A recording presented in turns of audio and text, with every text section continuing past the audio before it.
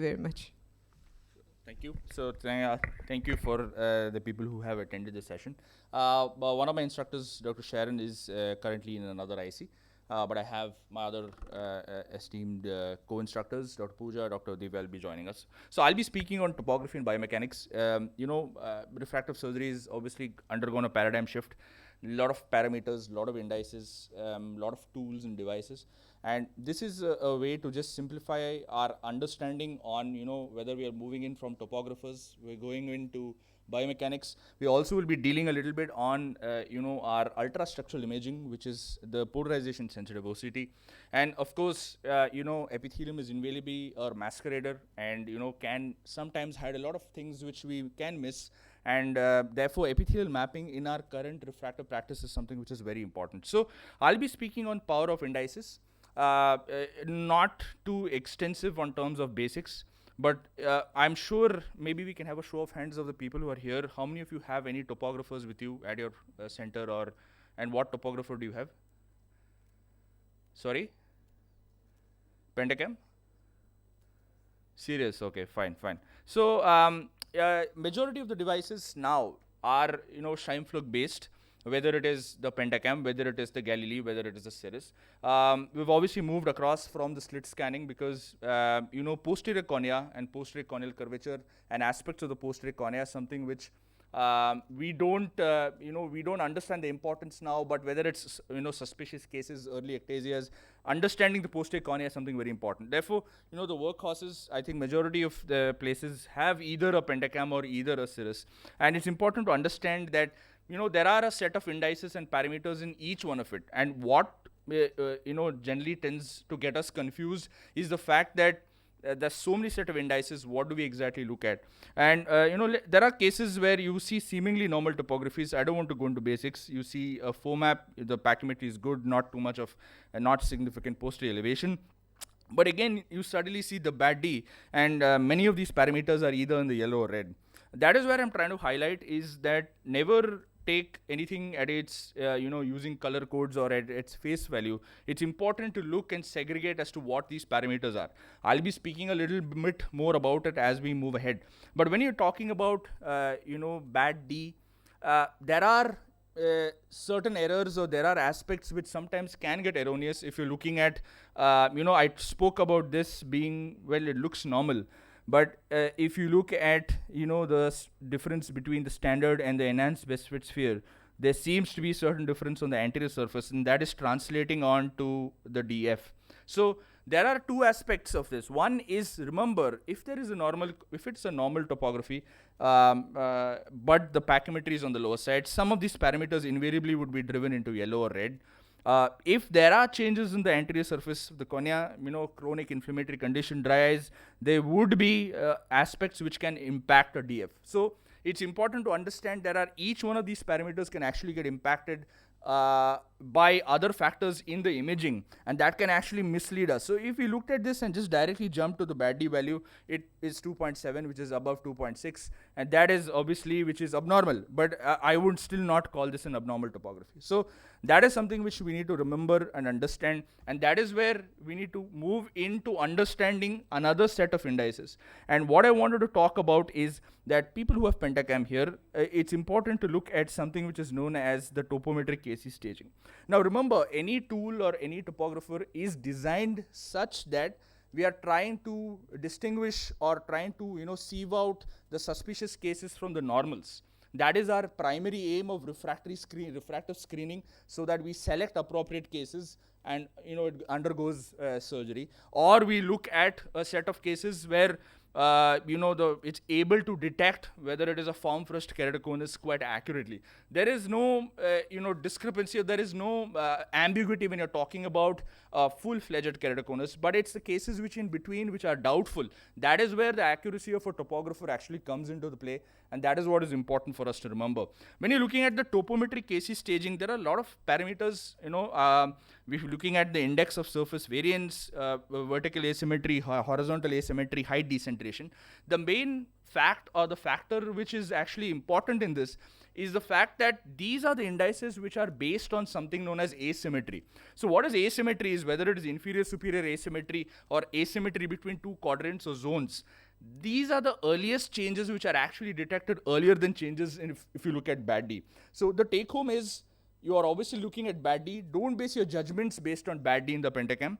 Always go ahead. If you have the tool, it would be good to just not look at the printout, go sit at the machine, look at these indices and parameters, and the topometric KC staging is in fact, the parameters in that map, which is, asymmetry indices, whether it's ISV, IVA, IHA, in fact are more sensitive to detect normals versus suspects versus just looking at bad D. So that is what is important in these cases. For cirrus, I think you will have a lot of indices and parameters. You have something, known as the symmetry indices, which is symmetry index front, symmetry index back. You have something which is based on, the height from the best fit toric sphere. You get something known as the keratoconus vertex front and back.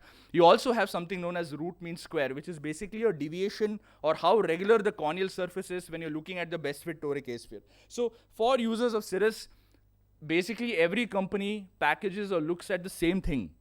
All right, and there are analogous indices in pentacam which correlate well with certain indices in cirrus, which correlates with certain indices in Galilee, and that unless we understand the principle, it is difficult to really figure out as to why there are so many parameters. So when you're looking at parameters in the cirrus per se, remember I spoke about IVA, IHD, and IHA. Analogous to that is the symmetry indices, which is SIF and SIB.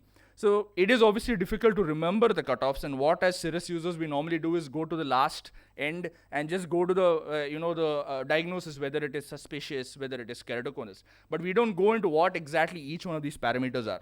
So the case which I showed, there were some parameters which are telling me that it is KC, some parameters which are telling me that it is normal, some parameters which are telling me that it is suspect. What do I look at? And what do I compare? You might have a patient who's coming with you with a pentacam readout, but you have a cirrus at your center. So you need to understand and correlate. So the take home here is always look for asymmetry indices with any topographer to compare whether it is normal or suspicious. So in the pentacam, I spoke about IVA, IHA, IHD. The same indices in the cirrus is something which is known as the symmetry index front and symmetry index back. I'll come to it a little later. The same, how many of you have a Galilee by any chance? Anybody has a Galilee topographer? Okay, that is, among the topographers, the one who have released prevalence. But even here, there are parameters which look at symmetry. Okay, so SAI stands for the symmetry, astigmatism index. There is something known as the opposite sector index. There's something known as the center surround index, and it gives you an overall score which is known as the keratoconus probability. So I spoke about multiple parameters. Take home from the pentacam is, remember, these are the parameters which in fact are more sensitive, in fact are even more specific than the other parameters which I spoke about in bad D. I'll be coming to a study which we did a little later on artificial intelligence. The same thing goes on screening indices when you're looking at cirrus as well. Remember symmetry index front and symmetry index back. So the main concept is you're looking at two zones on the anterior tangential curvature map, and you're basically trying to compare or look at the asymmetry between these two zones, whether it is the inferior superior asymmetry or the superior inferior asymmetry. It's one and the same, but you're comparing two zones, and earlier detection of this is in fact more sensitive than any of the parameters. So don't just look at the class. Okay, even if this is normal, symmetry index front and back can actually be abnormal, right? So that is telling me that there is something which is still suspicious. Do not just look at the last reading or recording which you get, and that is something which is important to remember. Now, keratoconus vertex front and back, I spoke about it. It's basically the point of maximal elevation of the anterior and the posterior corneal surface. And cirrus gives a very good tool which is inclusive of something known as aberrations. So the Biachi-Calossi-Versace index gives and includes that as well. Now, finally, what all of us are used to in cirrus users is we go to the last map, Keratoconus Summary Map, which gives us an idea as to whether the patient is in which bracket, whether it is normal, whether it is suspicious, or whether it is, a frank keratoconus, and that is something which is important to remember. Remember, keratoconus screening cutoffs are based on the factors which I spoke about. The key takeaway is that each of these factors may actually differ, and therefore understanding each one of this is something which is very important. When you're looking at Galilee per se, I would go directly to what parameters I wanted to speak about is these parameters, which is known as the center surround index, opposite sector index. I spoke about analogous indices. So the basic topographer, what they do is they look at asymmetry. All of this is again on asymmetry between two zones, and therefore these are in fact very sensitive tools and indicators. We also have done studies on how do we know which which one of these topographers are actually, what are the indices which correlate, and we actually, published this where we looked at the screening indices and their diagnostic ability to detect normals from, ectatic. Remember certain parameters when you're looking at for Pentacam users, it is the topometric KC staging map, the ISV, IHA, and the IHD. For Cirrus users, or for Galilee users, remember, the DSI, or the OSI. These are basically, again, asymmetry indices of the highest sensitivity and the specificity. For Cirrus users, remember, I spoke about something known as symmetry index front and back, and that is also something which is important for you to remember. So I'll be ending off by saying that we also looked at, trying to correlate and, build this into an AI model. Remember, all of these indices is difficult to remember, and what we've published is, in fact, one of the first papers, it is the first paper in the world which has predicted how progressors behave, what are the indices which are picked up, and believe me, BAD-D was not one of the parameter picked up. I spoke about ISV, IHA, and IHD, and that in fact was, the parameters which were in the topmost rank, if you can see, much higher than BAD-D. BAD-D in fact was 9th or 10th down. So remember, indices, there are a lot of indices, a lot of parameters. What we actually look at is something which is very important. Remember, do not base your judgment based on color coding, based on the set indices.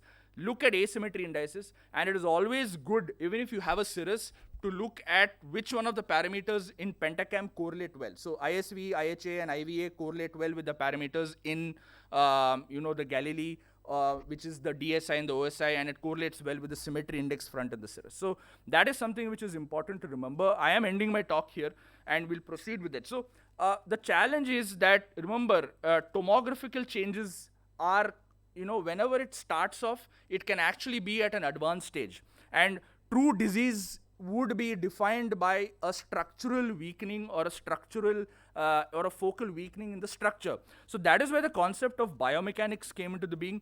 Do any of you have any biomechanical devices or tools in your armamentarium? No? Okay. So what we normally use, a little brief before I call on the next speaker, is the Corvis. Okay. So that Corvis, like the Pentacam, is also a Scheimpflug device. It is a high-resolution Scheimpflug device.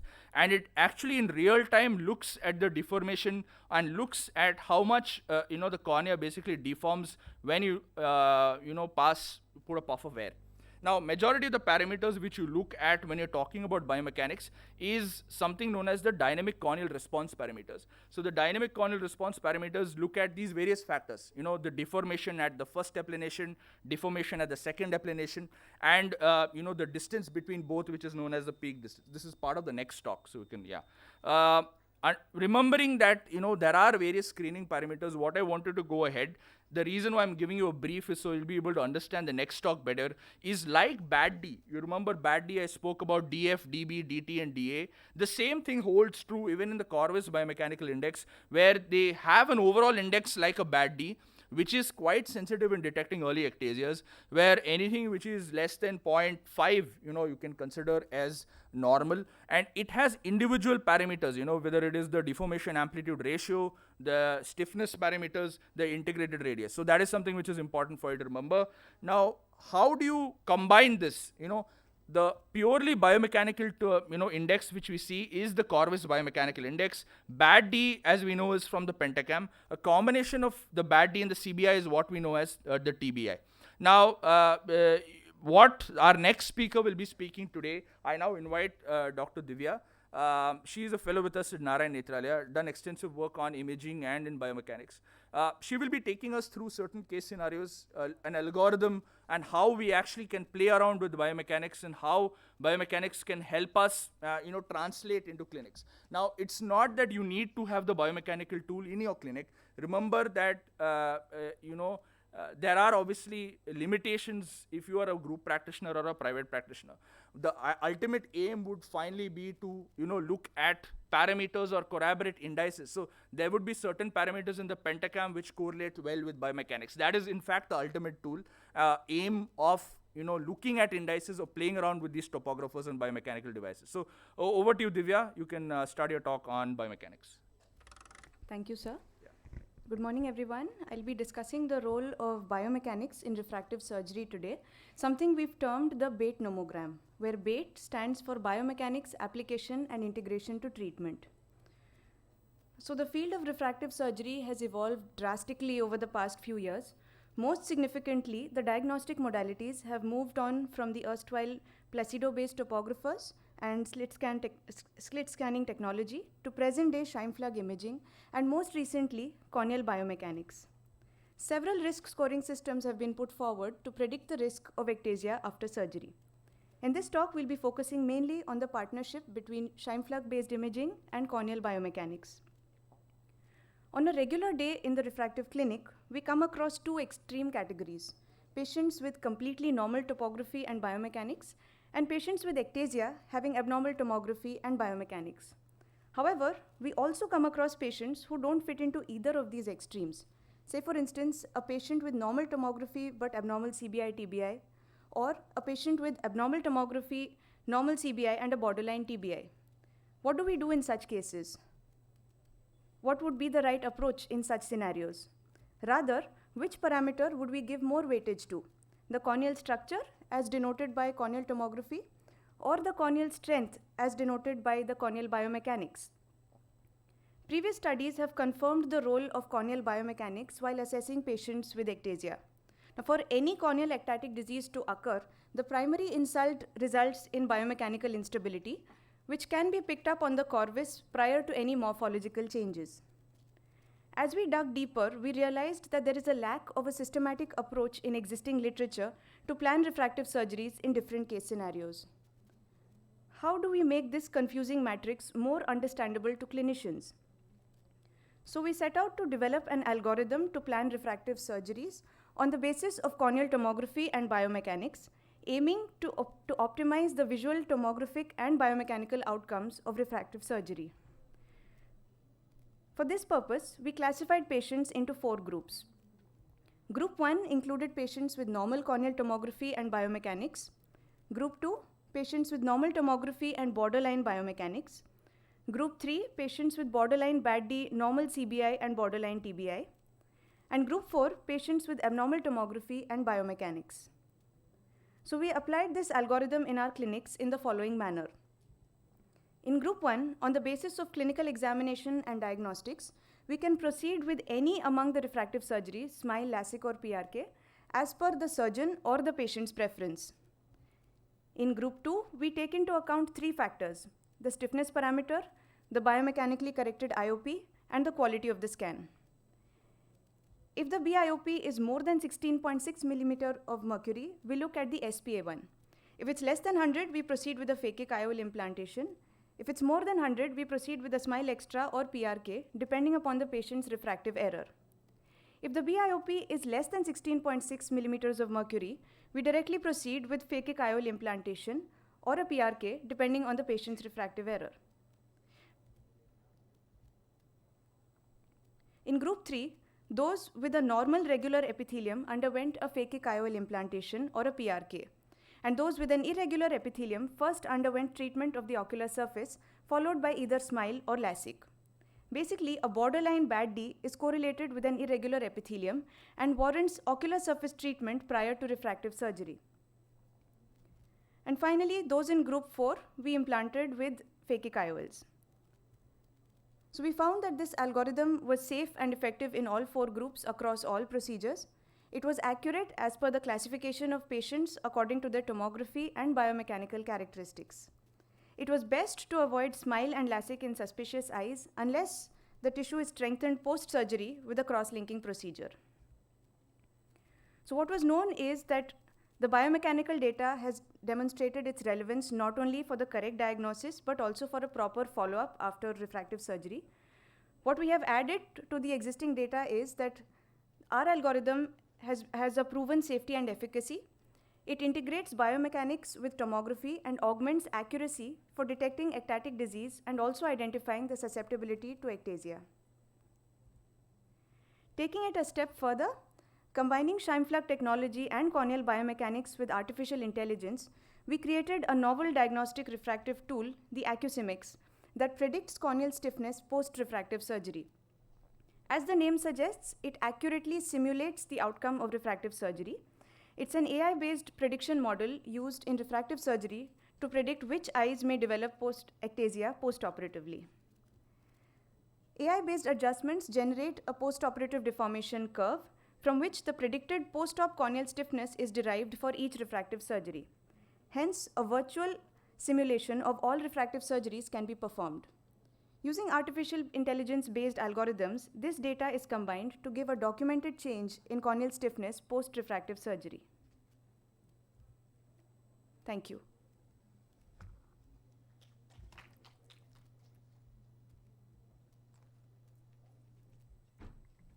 All right, so thanks a lot, Divya. So we spoke about topography. We spoke about imaging, whether it is just looking at plain tomography. The next question was whether tomography actually correlates well with biomechanical weakening and stiffness changes. So you need to understand tomography by the time changes occur, biomechanical weakening would have already set in. Now the next generation is where what invariably happens is that when you're looking at imaging, whether it is the tomography or imaging, whether it is biomechanics, is that an aspect of what we've missed is looking at actual structure in the cornea. Now, any procedure we do or any weakening is finally occurring at an ultrastructural level, and that is where understanding collagen is important.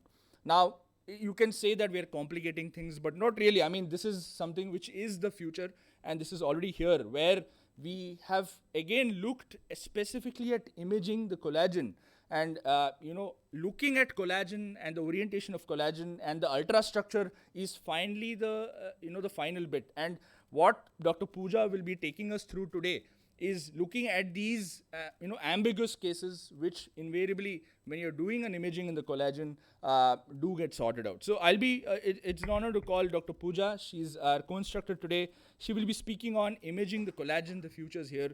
We at Nara Netral are already doing something known as polarization sensitive OCT. She'll be taking us through that. Over to you, Pooja.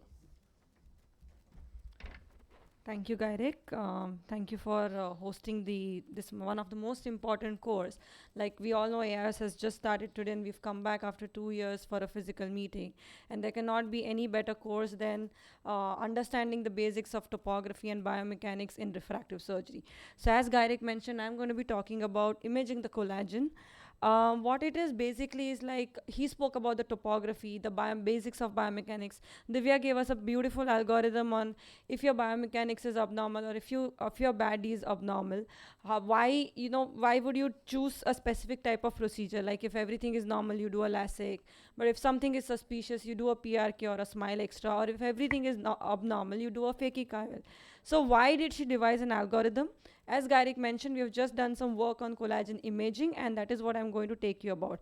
We all know that we have this topography, biomechanics, and OCT-based indices, which do tell us that yes, whether the patient is normal or a suspect keratoconus or a keratoconic eye, and whether you would want to go ahead and do a refractive surgery or not.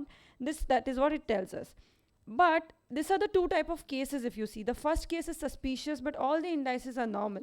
And second, topography, if you see, it's normal, but the indices are suspicious.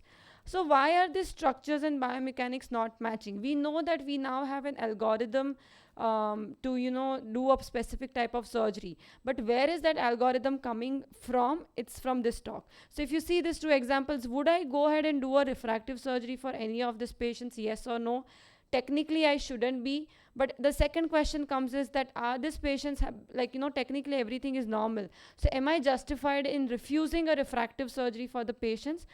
Probably the answer is no, because see, when we did this is a suspicious case, but the indices are normal, because a lot of people go by indices. And here the topography is normal, but the indices are suspicious. We went ahead and did PRK, and see, This first patient developed ectasia, and the second patient where the indices were abnormal. It is completely a normal surgery, post PRK normal eye. So ectasia is driven by abnormal factors, and then we do have this eyes where there is a skewing present, but of course you wouldn't expect this patient to progress so aggressively within a year. This patient just came to us for screening for high cylinder. We had done a topography, we noticed this, and just after 1 year she came with sudden diminution of vision, and this is what was their aggressive progression.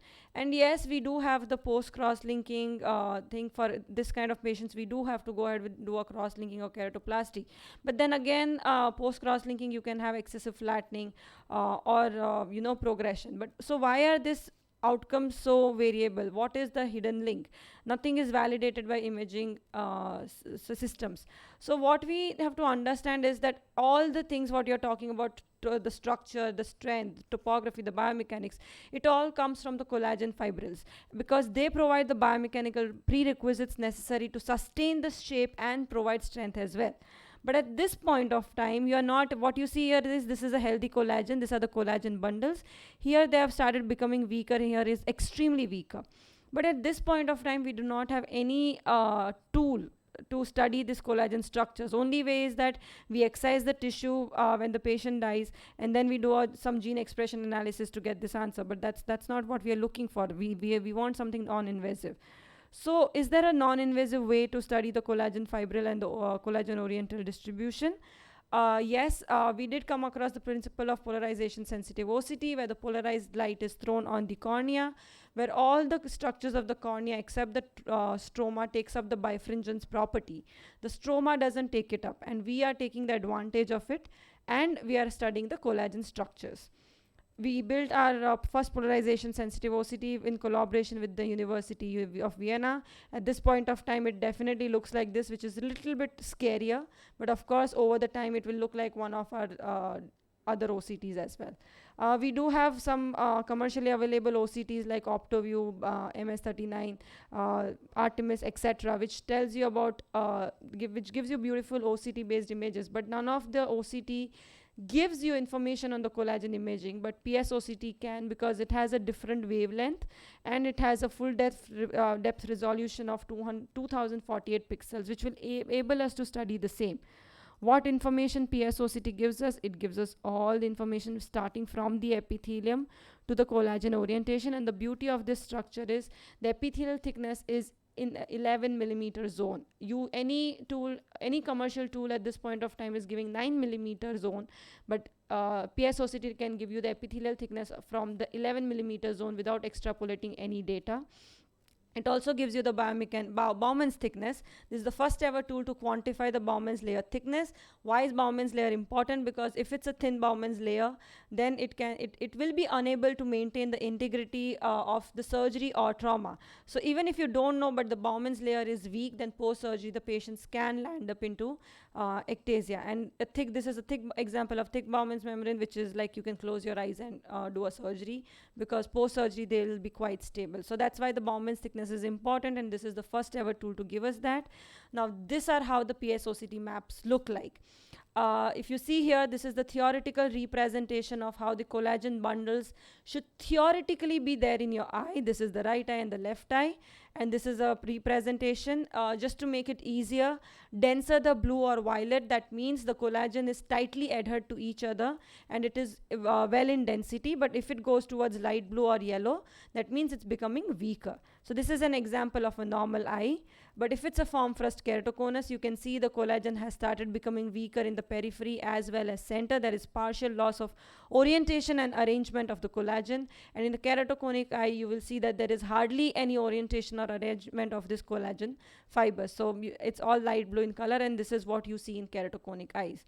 So now again, let's take these two case examples. Here the indices are suspicious, topography is a little bit suspicious.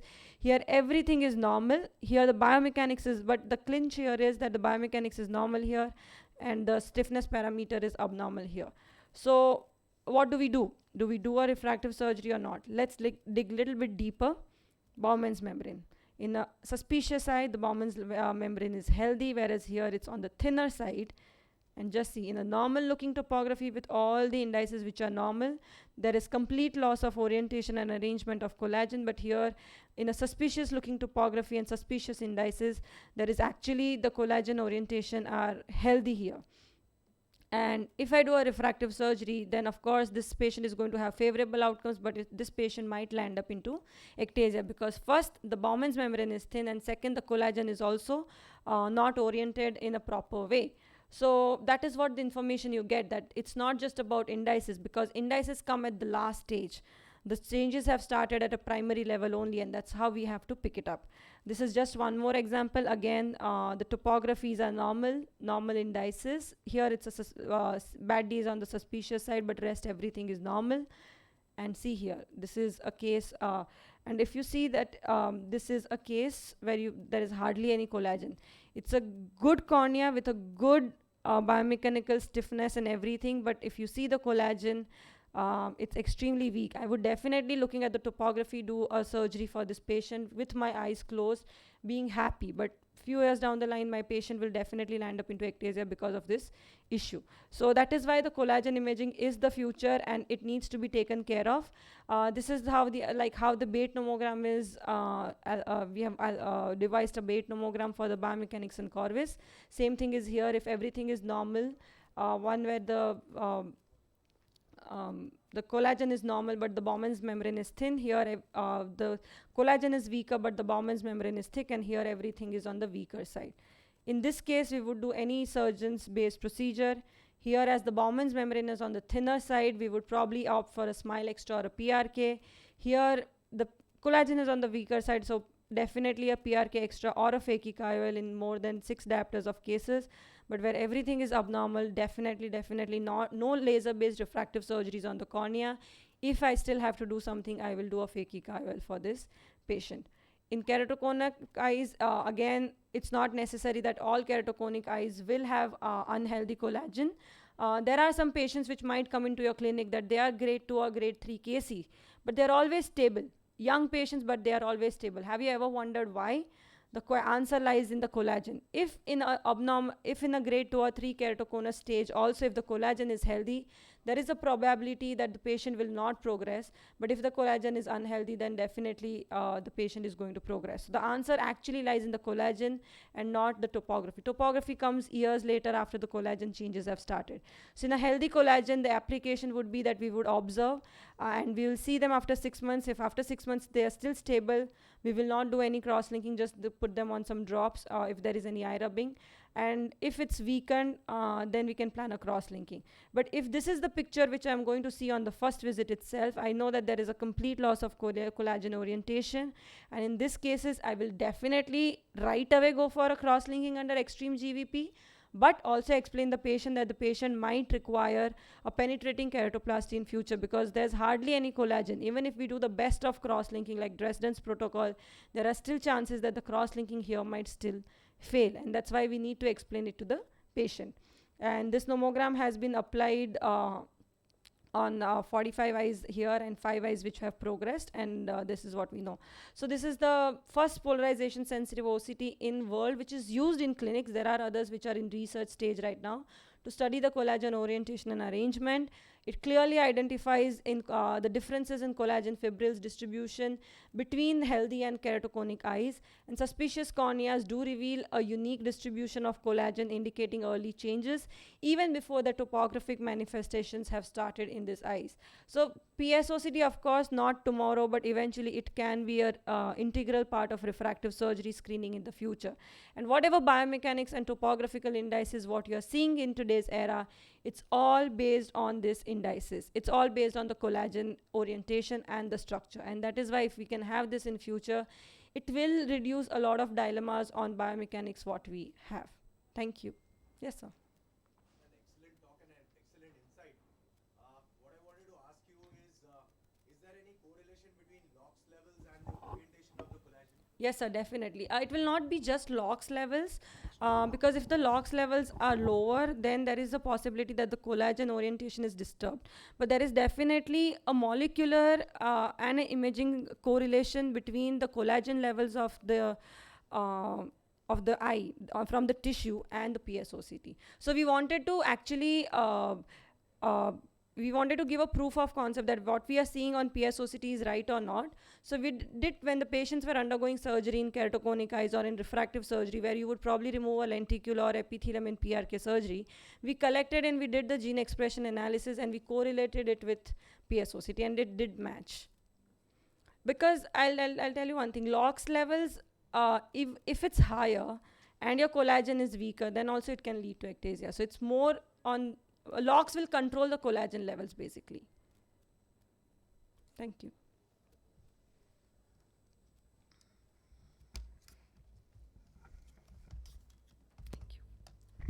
Right. Thanks, Pooja. Thanks a lot for the wonderful talk as always. So this has been kind of micromanaging. A lot of us have same sessions at the same time. So sorry for the running around. So we spoke sequentially on, we looked at tomography, we looked at biomechanics. Pooja spoke about and insights on ultrastructural, imaging, which is the polarization sensitive imaging. But the, challenge also lies in the fact that, remember the current topographers, whether it is, I spoke about the Pentacam, Cirrus, Galilee, image the cornea under the assumption that the epithelium is regular and it is uniformly distributed. But that's really not the case. There are a lot of scenarios where epithelium can change. And that is where using epithelial mapping tools is very important, not only for pre-op screening, but also gives us a lot of answers to post-op unhappy patients. And looking at the remodeling and the changes post-operatively is sometimes very important. So I now call upon our next speaker, co-instructor, Dr. Sharon D'Souza. She's a consultant cornea and refractive services with us, Nara Netralia. She'll be speaking on the role of epithelial mapping. And maybe after this, we'll open the floor to certain questions. Yeah. Over to you, Dr. Sharon.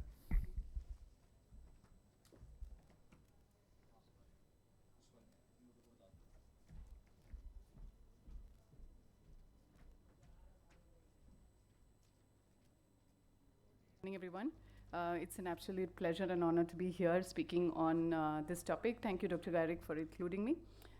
So I think we've had some great talks regarding various diagnostics, and this is something which is part of the present and definitely would be part of the future of how we look at the eye. Of course, there's a long way to go. It's not that easily available to us yet, but the idea is to just bring about a thought and trigger some thought process on what we are seeing and what we are not seeing.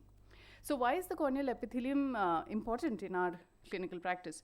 So if you remember all our regular topographies, we know that we get a refractive map, we get a pachymetry map. But as Dr. Gairik was saying, the epithelium is a beautiful structure which by nature tends to regularize the cornea, fill in gaps if there are, fill in depressions if there are, cover off any irregularities that may be underlying, and that is inherent to the nature of the cornea. And there are very few diagnostic devices available to us which would separate out the epithelium, the stroma, and the elevations. And no financial interest in any of this, but this is one of the devices available to us, where if you see on the left side, we do have the right side, the corneal thickness available, and below that, we have the epithelial thickness. And I'll be coming to what it means. So epithelium can act as either as a masquerader, or it may disguise something underlying. So if you see on the right side, that map, that irregularity, that is from the surface of the cornea, and that is what we normally measure. Whereas if we remove the epithelium, and that is the map on the left, and that shows the stromal change, and that is what we ideally should be measuring if we are trying to look at a weakness in the cornea, whether it be an ectasia or a fitness for a refractive surgery, because that's where many of these devices are used. So the true picture very often comes from looking or separating out these structures. And even though there have been studies around the world where they've done it manually, physically removed it and re-imaged the eye, we now have devices which can do this by various extrapolation or algorithms. So our current day topographers would image the surface, whereas over time we would like to have more and more devices looking at separating out the epithelium and stroma to really study the cornea. Now, why is this important? Why are we harping on this so much? So let's see some case examples to understand the importance of the corneal epithelium further. This was a young lady who was interested in refractive surgery, and even though we know that it's more or less normal, there's that little bit of irregularity, that inferior-superior asymmetry that we are seeing on the topography, on its sagittal curvature, which puts in a little hesitancy on whether we should go ahead with a refractive surgery for this patient. Everything else seems pristine, everything is fine, the pachymetry is good, so otherwise we shouldn't have an issue. But especially when we're starting out, there's a little fear of whether 10 years down the line or sometime down the line this patient's going to have a problem. As I said, everything looks great even on the Bell and Ambrosio display. So is this patient then fit for a corneal-based refractive surgery, and what additional information would be helpful? So just to reiterate that a little further, this is a different case where we again are seeing that inferior-superior asymmetry, that that inferior steepening, but when we look at it, subdivided further, we can understand that that epithelial irregularity is causing that little slight change in the curvature and giving us a false image.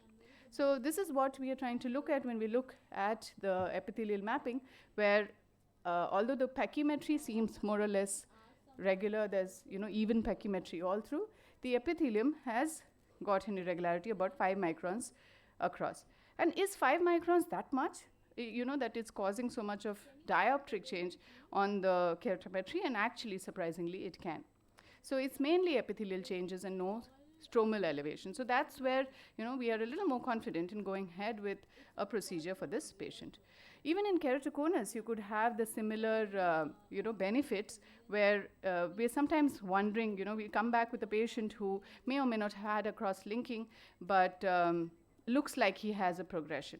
And we're not sure why it's looking like there's a progression, the patient has had a surgery or not had a surgery, and we wanted to clarify what that is.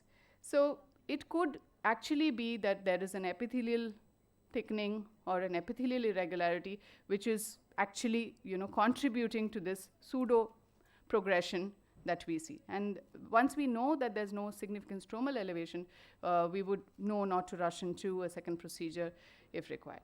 Similarly, you can, the applications are pretty much endless, and even in our routine cataract surgeries, when we're planning premium IOLs, we've been trained to look for irregularities in cornea, which may contribute to visual disturbances in the patient post-operative. And if there's a more of irregularity, we'd probably want to avoid this. So in the interest of time, I'm just going to go through this a little further, but the highlight of it is that epithelium, even though it's just 50 microns, just 5 microns of change, 10 microns of change, it can actually contribute significantly to the aberrations as well. Even though it sounds so whimsical, it can. And if you track, take a step back, or the corollary to that is that sometimes after surgery, if you're not sure and the patient is unhappy, it may be just a surface irregularity, which, some epithelial change, which is making the patient have some visual disturbances, night glare, and treating that could help the patient, improve and be happier again. So why would abnormal epithelium affect the visual outcome post-cataract surgery? So if there's an irregular surface to start off, then it may affect how we measure the keratometry, the biometry, and thereby, may result in some sort of a surprise in terms of our refraction. Even if your refraction biometry is spot on, you can still have some visual disturbances, because as I was saying, you can have an aberrations induced by the epithelium itself. So again, how does it, so if we are doing a premium IOL, how does it help us? Consider that if there is irregularity, and this is a given, everyone goes by it, so if there's a lot of irregularity on the cornea, you're not going to maybe be a little more cautious on planning a premium IOL, but this is taking it one step further and looking at the epithelium, and if you feel that it is something which is treatable, you could probably treat that before you plan a premium IOL. So caution, because that would then contribute to your astigmatism and how it impacts the surgical outcomes. So why does this, why are we looking at epithelium so closely? It is a sort of a marker for what is underneath. So it's surrounded by the nerves, the cells, the molecular factors. And over time, we've realized that even though it is a small subset of patients, there are still those who need to be looked at, because otherwise they're going to come back and bite you forever in practice, and that really becomes very, very difficult. So of course, a lot of personal experience on this, and we've realized that it can influence the visual acuity and visual quality. And even as a refractive cataract surgeon over time, it does matter. So MS39 is just one such device, and it's an OCT-based device, which is why it can differentiate between the epithelium and stroma. And it looks at both the curvature and the refractive powers and the elevations. And of course, this was a paper which was published by a group which looked at the Bowman's layer separately to try and get these outcomes themselves. Thank you very much for a patient list.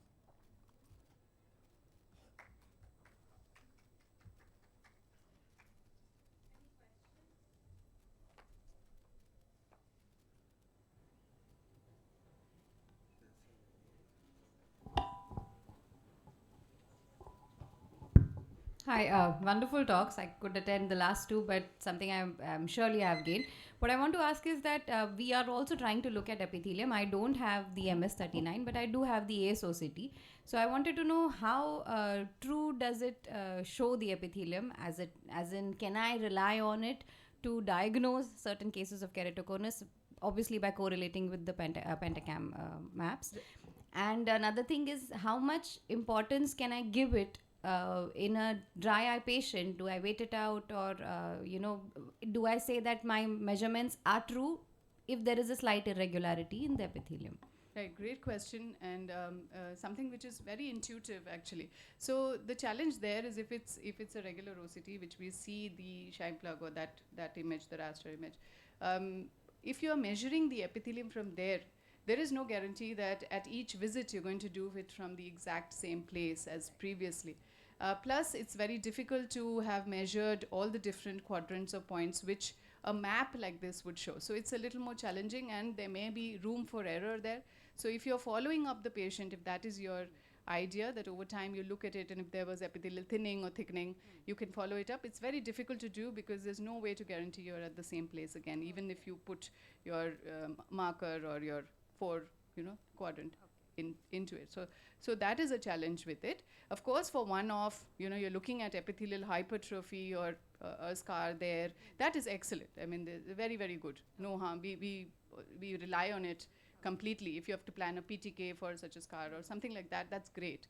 But in terms of for the purpose of trying to see if this patient's epithelium is going to regularize over time, it may be very difficult. And to come into your next point of question, that if we can treat it or how long to wait, again, following it up based only on that kind of OCT may be difficult. But yes, clinical judgment there becomes very essential, because many of this, if it's a real hypertrophy, you may see, or it's a post-surgical, you may see it and try to treat it by using your lubricant or anti-inflammatory, whatever, and look for other signs like ocular surface inflammation. There's a lot of allergy, dry eye. Any of that would give you a sort of hint to try and follow up.